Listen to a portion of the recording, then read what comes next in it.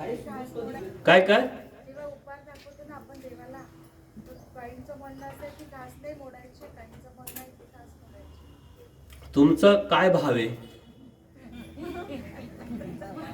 काहींचं काय म्हणणं याचा विचार करू नका, देवाचं काय म्हणणं याचा विचार करा. आपण कशासाठी करतोय? तुम्हाला आता ही भावक्रिया आहे. उपार दाखवतो आपण, ही भावक्रिया आहे. देवा हे अन्न राजस तामस आहे, आपल्या दृष्टीनं सात्विक बनवा. तुम्ही दिलेलं तुम्हालाच अर्पण करतो, त्याचा स्वीकार करा. ही भावक्रिया आहे. आलं का लक्षात? लहान मुलं असतात तुमच्याकडं, त्याला खाता येत नाही, तुम्ही काय करता? तुम्ही भरावता ना. तो भाव आहे आईचा. तेवढा भाव जर तुमचा असेल तर तुम्ही देवाला भरावताय. आणि देवला याची आवश्यकता नाही. या प्रपंचाच्या पदार्थातून देव खुश होणार नाही. ही भावक्रिया, पक्षकार सांगता भावक्रियेचा स्वीकार होत नाही, फक्त संस्कार लागतो. आणि काठिण्य न येण्यासाठी आपलं मन हृदय निरागस राहतं, त्याचा स्वीकार नाही होत. संस्कार लागतो. याचा ते करायचंच नाही असं नाही. ते करायचं का करायचं? तर आपण धर्माला चिटकून राहिलो पाहिजे. तो संस्कार आहे. तुम्ही कराल तर तुमची मुलं करतील, तुमचे नातू करतील. आज तुम्ही देवपूजा करायला तुमचे नातू येतात देवपूजा करायला. तुम्ही दंडोत घालतात तर ते दंडोत घालतात. तुम्ही दंडोत म्हणतात ते दंडोत म्हणतात की नाही? तुम्ही बाहेरून काही खाऊ आणला तर लगेच देवापुढे ठेवतात. ते म्हणतात पहिले देवाला दाखव. हा संस्कार आहे, ही परंपरा एकाकडून दुसरीकडे चालत राहते. परंतु त्या अवस्थेतून बाहेर पडणं, ज्ञानावरती जाणं, विधी भावातीत व्हावे. विधीच्या भावाच्या पलीकडं आचरण हे आपला महत्वाचा भाग आहे. आता त्याला काही महत्व नाही. कोणी म्हणतं आता तसं वास्तविक पाहिलं तर परमेश्वर सर्व व्यापक, सगळीकडे ना परमेश्वर. नाथोबाला देव काय सांगतात? आम्ही कुठे जाणार आहे? आम्ही तर तुमच्या पाठीच आहे, आम्ही कुठेच जात नाही, आम्ही इथंच आहे. देव तर सर्व व्यापक आहे, देव इथं आहे. मग आपण कुठे उपर दाखवायचा का? पूजनीय आचार्यांना त्यांचे जे साधुभक्त होते, त्यांचे जे शिष्य होते, त्यानंतर भिक्षा मागून आल्यानंतर देवाला उपार दाखवायचा तर दाखवू कुठं? कोणाला दाखवू? म्हणले इकडं तिकडं कुठे दाखवलं तर चालेल, परंतु समाज भकेल. समाजाला काय कळणार? समाज म्हणजे काय करताय? आहे देवपूजा, तिथं दाखवा. म्हणून आपण देवपूजेच्या पुढे उपर दाखवायची ती परंपरा चालू झाली. स्मृतीस्थळामध्ये स्मृती येते, ती एक परंपरा आहे. कुठेही काही नाही. आपण तुम्ही बसले, प्रार्थना केली, ती भावना निर्माण केली, तो बी उपारच आहे.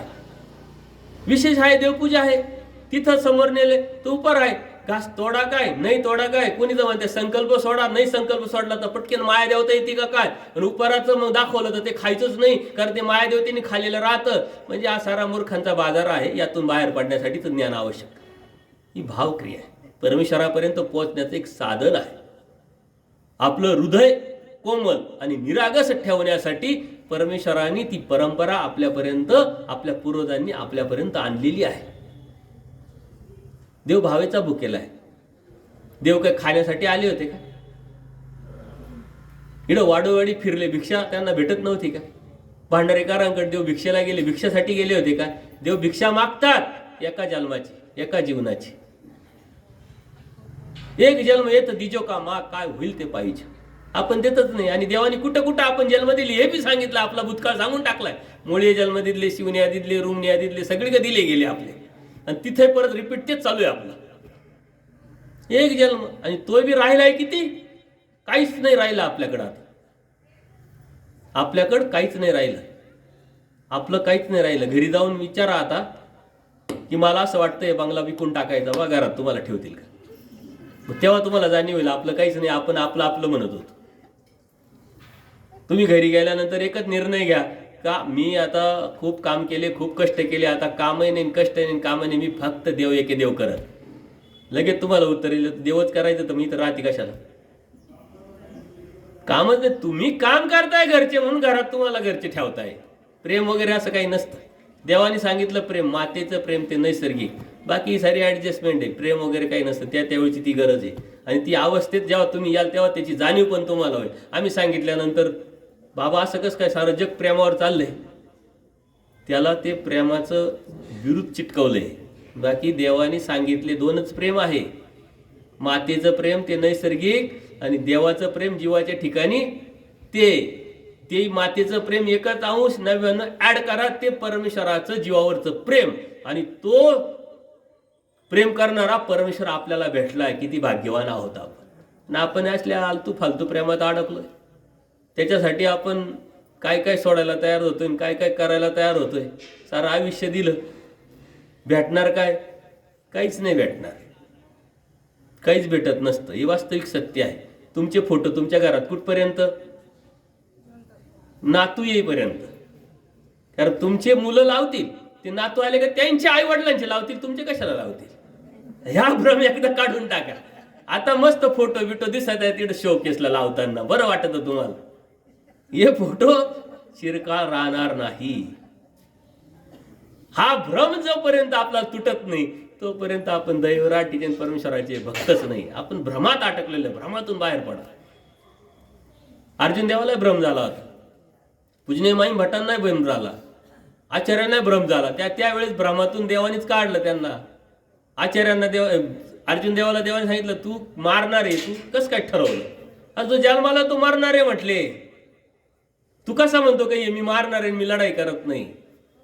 तू मारणार आहे म्हणून हे मारणार थोडी आहे. तू अनेक वेळा जन्माला आला, अनेक वेळा मेला. आचार्यांना भ्रम झालाच होता ना, मी नसतो तर देवानी कोणी सेवा केली? देव म्हणा उठा चला निघायचो. न नीट झाली रुद्रपूरला 6 महिन्यात. 6 महिने प्रायचित्त केलं. छोटासा अविचार आला तर आपण तर दररोज किती मनात विचार येतो, कुठं प्रायचित्त करतो, कुठं प्रसव मोडतो.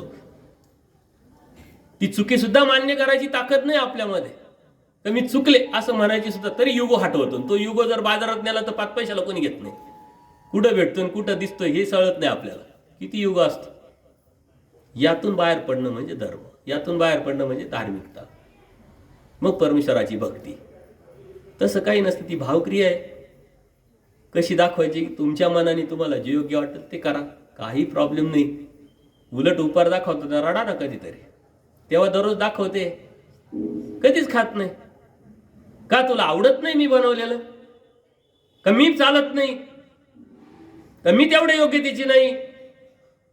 करा ना तळमळ, स्वीकारतील भाव, त्यातून प्रेम होईल.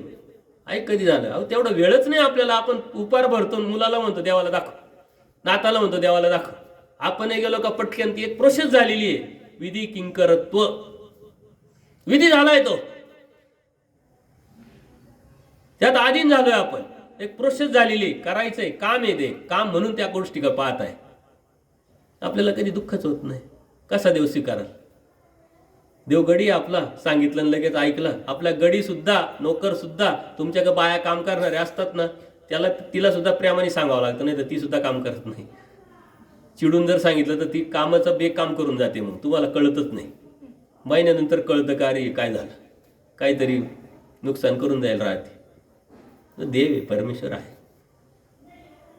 त्याला आवडायचे, त्याची प्रार्थना करायची, त्याला प्राप्त करायचे, त्याच्यापर्यंत पोचायचे, त्याच्यापर्यंत पोचवायचे.